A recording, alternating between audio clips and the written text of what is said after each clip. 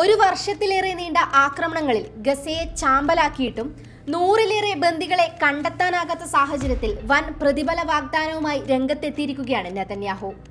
מי שיביא לנו חטוף ימצא דרך בטוחה הוא ומשפחתו לצאת החוצה, ואנחנו ניתן גם תמורה של $5 מיליון לכל חטוף. പുറത്തെത്തിക്കുന്ന ഓരോ ബന്ദിക്കും $50 ലക്ഷം നൽകുമെന്നും ഹമാസ് നിയന്ത്രണത്തിൽ നിന്ന് ഇവരെ മോചിപ്പിക്കാൻ സഹായിച്ചാൽ സുരക്ഷിതമായി ഫലസ്തീനിൽ നിന്ന് പുറത്തു കടക്കാൻ അവസരമൊരുക്കുമെന്നുമാണ് ഫലസ്തീനികൾക്ക് മുന്നിലെ പുതിയ ഓഫർ. കഴിഞ്ഞ ദിവസം ഗസയിലെ സന്ദർശനത്തിനിടെയായിരുന്നു പ്രഖ്യാപനം. ഗസയെ വടക്കും തെക്കുമായി മുറിച്ച് പുതുതായി നിർമ്മിച്ച നെറ്റ്സാറിം ഇടനാഴിയിലും നെതന്യാഹു സന്ദർശനം നടത്തി. ഈ കുരുക്കിൽ നിന്ന് പുറത്തു കടക്കണമെന്നുള്ളവരോടായി ഞാൻ പറയുന്നു, ഞങ്ങൾക്ക് ആരെങ്കിലും ഒരു ബന്ദിയെ എത്തിച്ചാൽ അയാൾക്കും കുടുംബത്തിനും സുരക്ഷിതമായി പുറത്തു കടക്കാം.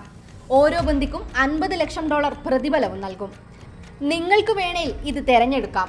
എന്തായാലും ഫലം ഒന്നു തന്നെ. അവരെ ഞങ്ങൾ തിരികെ എത്തിക്കും. ഇങ്ങനെയാണ് നെതന്യാഹുവിന്റെ വാക്കുകൾ. 101 ബന്ദികൾ ഹമാസ് പിടിയിലുണ്ടെന്നാണ് നിലവിലെ കണക്കുകൂട്ടൽ. ഇവരിൽ 1/3 പേർ കൊല്ലപ്പെട്ടതായും സൂചനയുണ്ട്.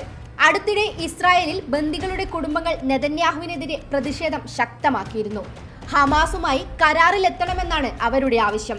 എന്നാൽ സൈനികമായി അവരെ തകർക്കലല്ലാതെ ഒരു മാർഗവും നിലവിൽ പരിഗണിക്കുന്നില്ലെന്നാണ് നെതന്യാഹു പറയുന്നത്. പലവട്ടം വെടിനിർത്തൽ കരാറിനരികിലെത്തിയ ചർച്ചകൾ നെതന്യാഹു ബോധപൂർവം അട്ടിമറിക്കുകയായിരുന്നുവെന്ന് ഇസ്രായേലിൽ വ്യാപക വിമർശനവുമുണ്ട്.